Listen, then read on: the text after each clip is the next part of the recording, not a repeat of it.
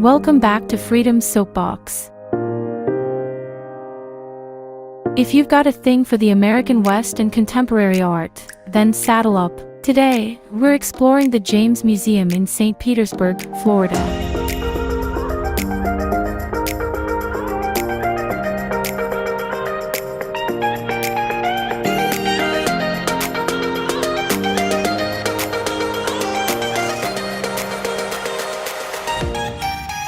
So what sets the James Museum apart?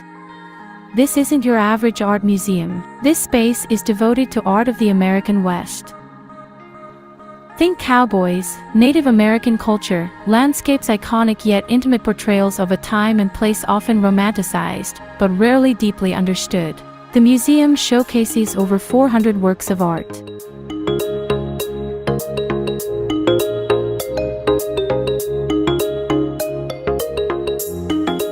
Mafia painting, but like animals. We're talking paintings, sculptures, and even intricately designed jewelry. Hi. That's a 9-month-old. Hi. Are you at a museum already? Wow. It's a mom. She's look what I can do. How old? She's 9 months. Oh my goodness. How old? 9 months. My goodness.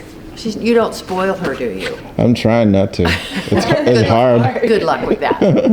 Say good luck with that, Dad. Yeah. Oh my gosh. Well, enjoy because they grow up very quickly. Thank you. She's adorable. Isn't she cute? She's having a good time. I might need to borrow your wagon now. You'll find art by historical names like Frederick Remington, as well as contemporary artists like Howard Turpning, who paints Native American themes with a modern sensitivity. But it's not just about the past. The James Museum is committed to nurturing new talents, featuring works by emerging artists who tell the story of the American West in fresh, innovative ways. You might be wondering, how much is it going to cost me to see all this awesome art? Adult tickets are priced at $23, seniors get a little break at $18, and if you're a student or a child, it's even cheaper. So, it's definitely not going to break the bank. Also, they have $10 Tuesdays. Location, location, location. The James Museum is situated in the heart of downtown St. Pete, making it super accessible.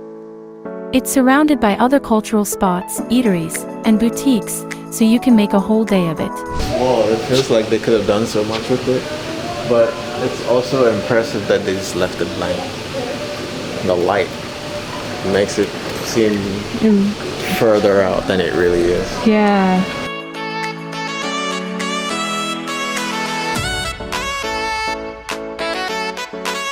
They have a cafe here. Do you want to try their coffee? Where is it? It's over there. Huh? I don't guarantee. I don't think it's gonna be much, but it might be.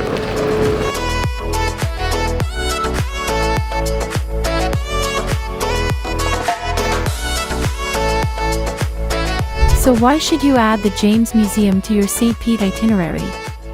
It's more than just a museum. It's a journey into the American West, its history, its cultures, and its evolving narrative. Whether you're an art enthusiast or just looking to try something new, this is a must-visit spot that offers something for everyone. What do you have to say about the James Museum?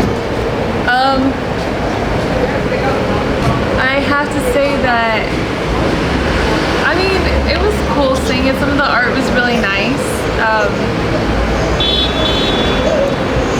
You can learn some history, some American history. A few moments later. James Museum in St. Petersburg. How do I feel about it? Yeah, how do you feel about it? I thought it was really, really beautiful art. You can tell that whoever, that the Jameses, that they paid really close attention to detail when they selected the art that they showcased. What was your favorite art? I really liked the boat with a bunch of people in it in the middle. Oh, it's like a sculpture of a boat. That was nice. It was so detailed, you know. It had like carriages and carts inside of it, and yeah, I would recommend anyone to visit it. I also really liked the contemporary side, where it showed like, I don't know, like different, more colorful pop art instead of just traditional like historic paintings. I mean, those were good. They did a good job with them, but what really stood out, I felt like the most creative, was like the more contemporary side. It was very diverse. It spanned across different time, from modern to old stuff, and very, very detailed. I like the fact that he was very reverent to every culture represented. It seemed like it was important to them to highlight, to tell the story the way the members of those cultures would tell it, or would want it told. Yeah, like piggybacking off of what you just said about the different cultures, it's cool that they did, because this is about American history, and they showed like some American history of like, well, it's the part westward history, I guess, the movement west. So when people went more towards California, New Mexico, all that, that's why you see some Hispanic culture, of course Native Americans, and then they also showed the Chinese. Yeah. And I was impressed that they didn't forget that. Yeah. Because there was Chinatown started over there, and there was a lot of violence that happened, obviously, but like, I mean, they were building the railroads.